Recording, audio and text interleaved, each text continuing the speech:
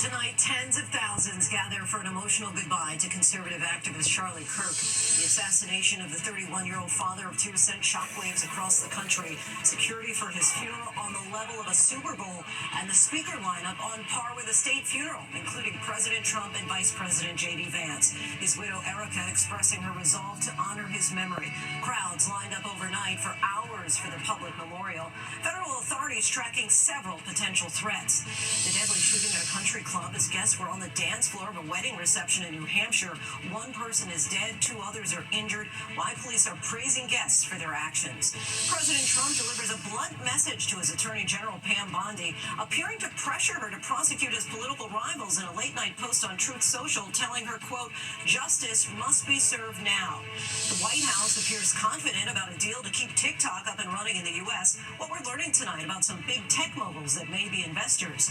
The UK, Australia, and Canada are now saying they formally recognize the state of Palestine, despite vocal opposition from the U.S. and Israel. Heightened security ahead of the United Nations General Assembly as world leaders gather in New York City. Our Aaron Katersky is on patrol with NYPD's counterterrorism officers, and why there is more concern this year.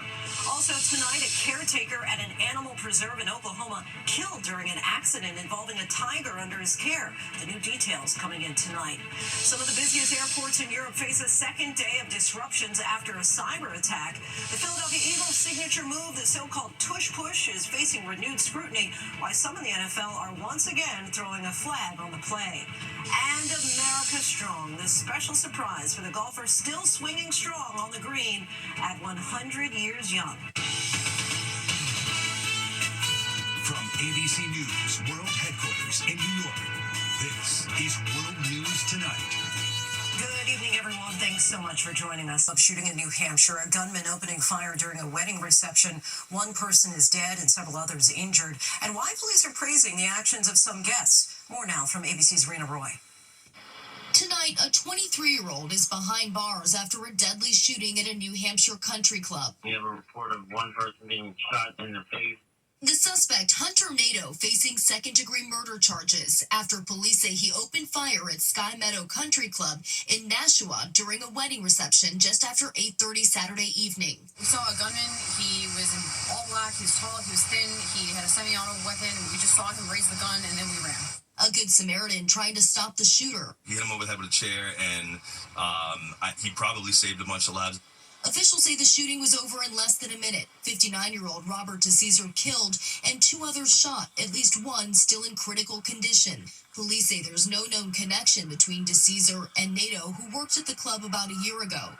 Investigators now working to figure out a motive. There's been reports that he made certain statements such as Free Palestine. That is more likely that Mr. Nato was simply trying to make a number of statements to create chaos in the moment. Police say the suspect could face more charges. He's expected in court tomorrow for arraignment. Lindsay. Rena, thank you. Now to President Trump delivering a blunt and extraordinary message to his Attorney General Pam Bondi, appearing to pressure her to prosecute his political rivals in a late-night post on Truth Social, telling her, quote, "Justice must be served now." ABC's senior White House correspondent Selena Wang has the details.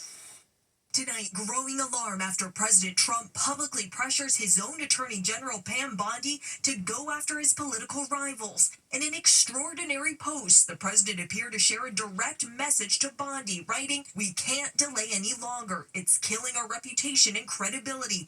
They impeached me twice and indicted me 5 times over nothing. Justice must be served now." The president tells me for now, Bondi's job is safe. Will you fire Pam Bondi if Letitia James is not indicted?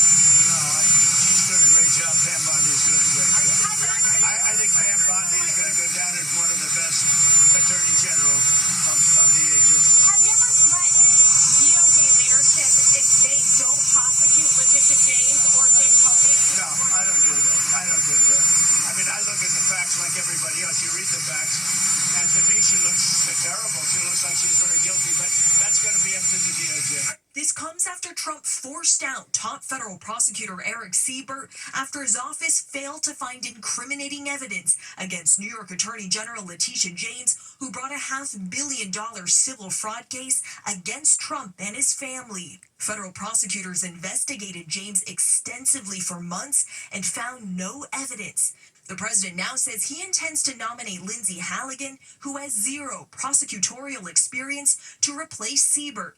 Democrats sounding the alarm. And so Donald Trump, because he doesn't care about the facts, all he cares about is the threat of imprisonment for his political enemies so that it suppresses the speech of other people who might speak up. And Selena joins us now. Selena, as the president vows to aggressively prosecute his political rivals, tell us what you've learned about the DOJ closing an investigation into a high-level official. Lindsay, that's right. Sources tell us that Trump's Justice Department has shut down an investigation into border czar Tom Homan. In 2024, an FBI sting operation allegedly caught him taking $50,000 in cash from undercover agents posing as businessmen. The White House says it was a political investigation, but concern is growing that the Trump administration is protecting high-profile officials from legal scrutiny. Lindsay? Selena, thank you. The White House is confident about a deal to keep the popular social media platform TikTok operating in the U.S. Let's bring in ABC's Christian Cordero. And Christian, tell us about the involvement of some tech giants that President Trump has been touting. Well, Lindsay, the White House is sharing new details about the agreement to save the app used by an estimated 150 million Americans. The president today telling Fox News a group of tech and media giants, including Larry Ellison and Lachlan Murdoch, will be involved in taking over TikTok's algorithm.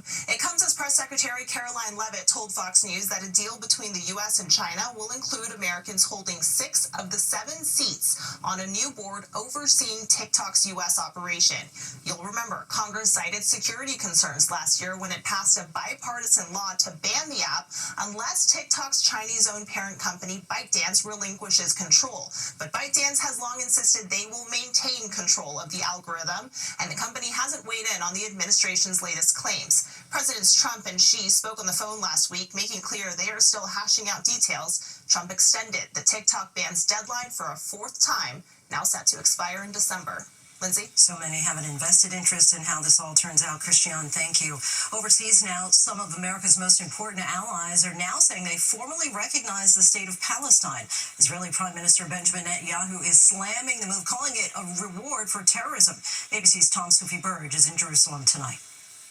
Tonight, some of America's closest allies breaking step with the Trump administration on a key foreign policy issue.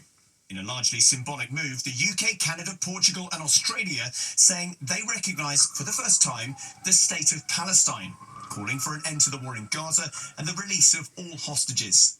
The British Prime Minister saying he's acting to revive the idea of a two-state solution. There can be a better future. A top Palestinian official tonight calling the declarations a triumph for humanity, justice and peace. But Israel and the US slamming the move, calling it a reward for Hamas. Israeli Prime Minister Benjamin Netanyahu saying there will be no Palestinian state, and Israel already retaliating. This is Mali Adamim, a Jewish settlement to the east of Jerusalem. Population more than 40,000 people. Israel now says this city will double in size, and it's also threatening many more settlements near here in the West Bank. This Israeli activist says those expansions could block a viable Palestinian state. This plan is a war crime. Israel is using planning and building as a weapon. Lindsay, tomorrow France and 5 other countries are also promising to recognise the state of Palestine at the UN in New York. And in addition to Netanyahu, President Trump expected to meet allies this week on Ukraine, another war he's promised to end. Lindsay? Tom Sufi Burridge reporting from Jerusalem. Thank you. Now to the heightened security ahead of the UN General Assembly. More than 150 heads of state are gathering in New York this week. Security measures will include motorcades, drones, boats, and patrol officers. ABC's chief investigative correspondent Aaron Katursky met up with the NYPD's counterterrorism unit. Tonight, as President Trump and more than 200 world leaders begin arriving in New York for the UN General Assembly, an overheated climate of political violence capped by the recent killing of Charlie Kirk has police and the Secret Service feverishly rethinking and expanding security. We'll probably be using more drones than we ever have just to get that overview perch of everything that's around us. From the air, the street, and the water, thousands of officers and federal agents are keeping watch.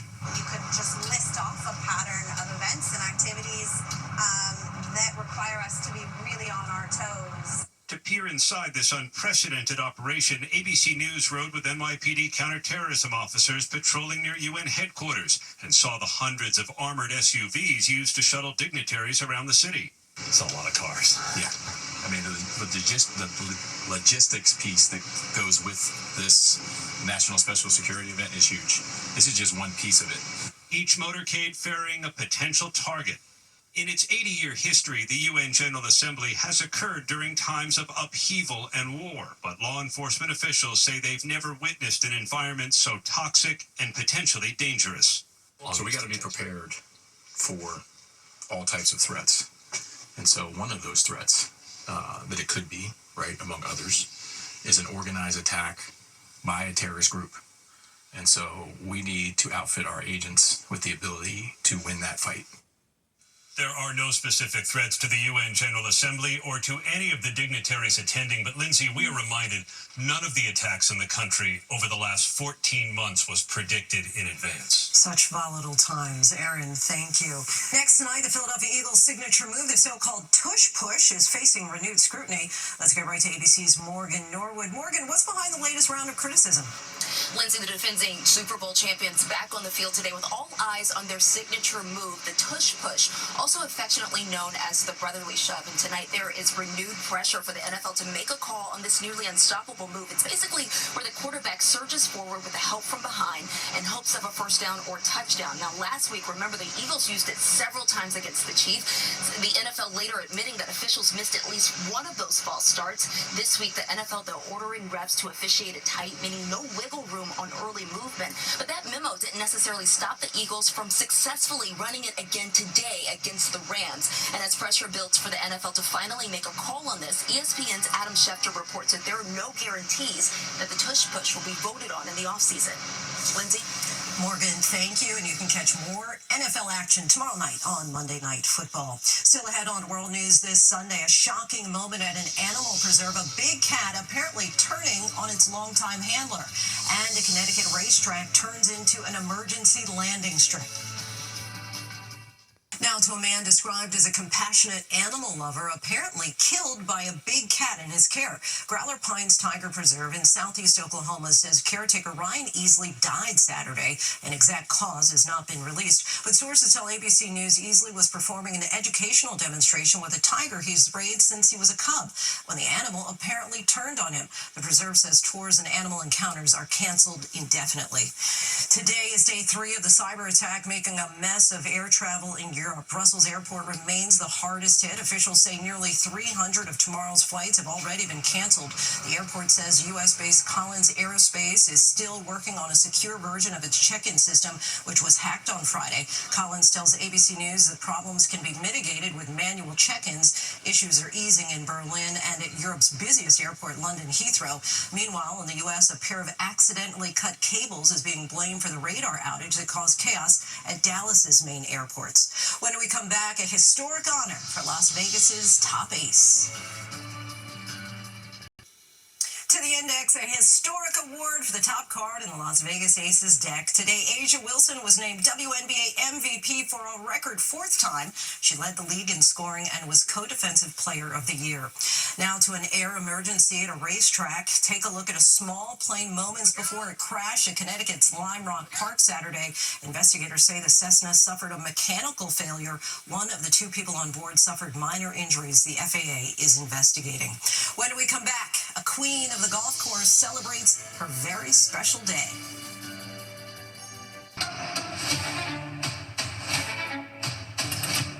To all who come to this happy place, welcome. Frontier Moon, Tomorrowland, Space Mountain. It's a small world after all. I am a haunted mansion guy.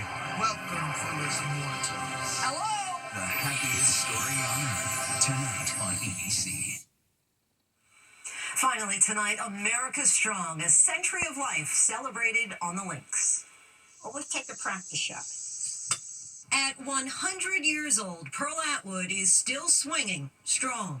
She's been golfing now for half a century, so it only made sense that the centenarian would celebrate her 100th birthday on the golf course. My husband, he was a wonderful golfer, and he said, we have to go out when I retire. And I said, okay, I'll be brave and I'll learn it. I'm getting there slowly. She ultimately learned to love it. We went out 4 times a week. I used to play 18 holes, but I cut down to 9 now. Every Wednesday morning, Pearl's out here on the Twin Woods Golf Course in Hatfield, Pennsylvania. On this day, along with her clubs and cleats, she sported a sash reading Birthday Queen. Pearl's just hit a milestone that's nothing short of a hole-in-one.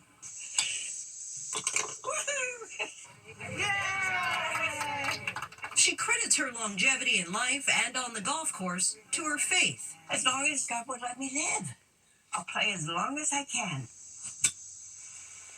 Happy birthday, Miss Pearl. Thanks so much for watching. David Muir back here tomorrow night. I'm Lindsay Davis. Have a great evening. Good night.